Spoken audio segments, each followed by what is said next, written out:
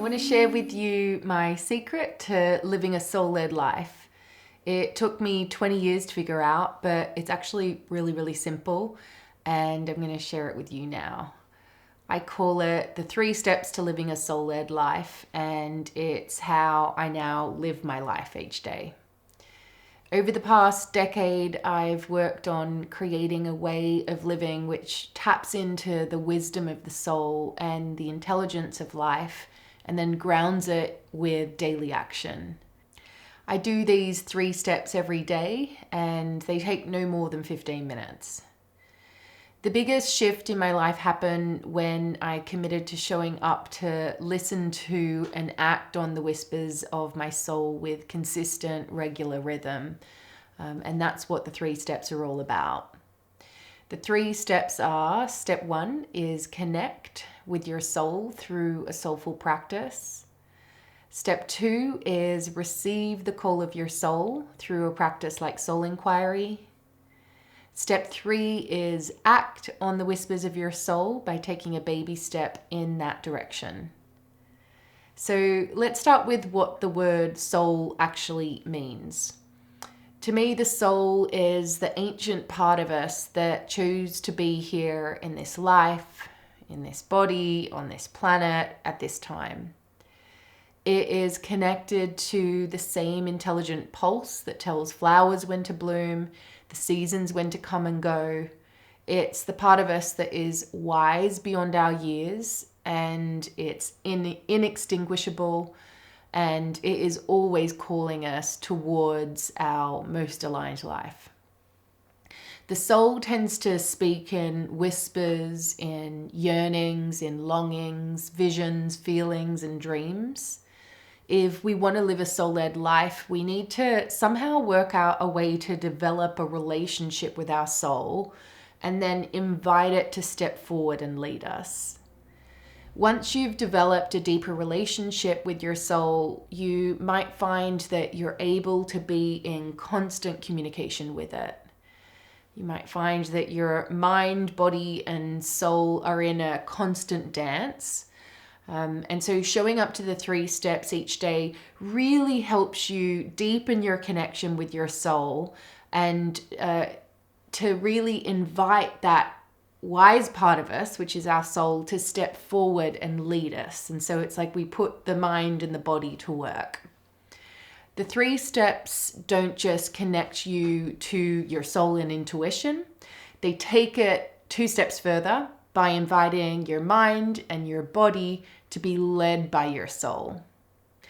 So I'm going to walk you through each of the 3 steps now in more detail.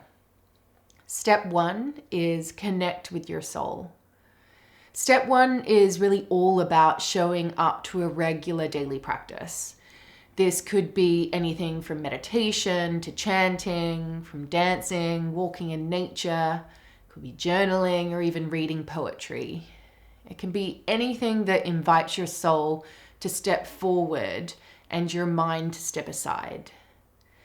You tend to know that you've made a connection with your soul when you kind of feel time getting a little bit stretchy and like expanding a little bit. You may have a sensation of dropping into the center of your heart. You may find that you've got an increased capacity to listen or feel connected to the voice within. And I call it the voice of the soul, but it's really your intuition. Your daily practice doesn't have to take an hour. Honestly, 10 minutes is absolutely fine. The most important thing is the consistency. So make sure you choose an amount of time that you know that you can show up to with rhythm. When I finally decided to show up to an unbroken daily practice, my life really began to transform. And when I reflect back, it's single-handedly the best decision I ever made. Okay, so step 2 is receive the call. As I mentioned earlier, the soul speaks to us very subtly. It doesn't shout, it tends to whisper and speaks to us in feelings, knowings, and visions. I've found that providing a structure to receive a message from your soul is one of the most powerful things that we can do. Each day we are absolutely bombarded with messages from outside of ourselves. But when we take the time to tune in and receive a message from our soul from within, we're really tapping into the intelligence of life. And when we're able to do this, everything expands and it feels super connected. The structure that I use to do this is soul inquiry. Soul inquiry is simply put having a dialogue or a conversation with your soul. You ask a simple, open question to allow your soul to step forward and then speak to you. One of the soul inquiry prompts I use is, what is your soul calling you to do? Another one is, what is your soul yearning for? I recommend doing the soul inquiry process by writing down your answers. So you're really intuitively writing. And you can fill an entire page if you want, or if you don't have that much time, just fill in a sentence or a word, but really make sure you're putting it down into the physical. I really think that writing is such a powerful way because you've got the proof when you're writing it, rather than keeping it in the mind. And when you're writing and answering the soul inquiry prompt question, just trust what comes through. Try not to overthink it. Maybe even begin writing before you know what you're going to write. So it's like you're letting your soul guide you really through the writing. So it's like your soul doing the writing.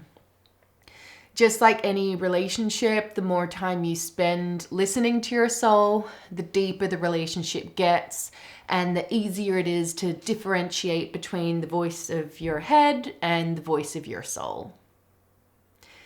So step 3 is act on the call. All of the intuition in the world is absolutely pointless unless we actually act on it, embody it. And that is what step 3 is all about.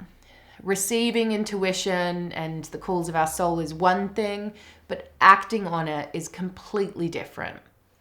Sometimes when we hear the voice of our soul, it doesn't always make sense, and sometimes it can feel like a bit out of reach. For example, I remember when I kept hearing the call of my soul, my soul was saying, write books. And I could see the vision of me having books out into the world, but I had no idea what the books were going to be about or how to write a book. And that's really what step 3 is all about. The key to step 3, which is acting on the calls of the soul, is that it's not a great big giant leap. It's a little baby step in the direction of the call or the yearning. It's something that you can actually do today, which is in the direction. So the baby step for me when I was receiving these visions and intuition about writing a book, they weren't to write a book, or they weren't even to write a chapter. It was literally to write for 10 minutes that day. So don't underestimate the power of step 3 in taking baby steps in the direction of the call. It really has such a great power to transform your life, because you're really moving from receiving guidance to embodying the guidance, to properly living a guided life. When you are living a guided life, you'll find yourself moving into flow with the rest of life. It also feels really good showing up and completing a little baby step each day. Listening and acting on the calls of our soul is not a one-time thing. It is a way of life. It really requires that we prioritize the connection and trust the guidance that we receive each and every day.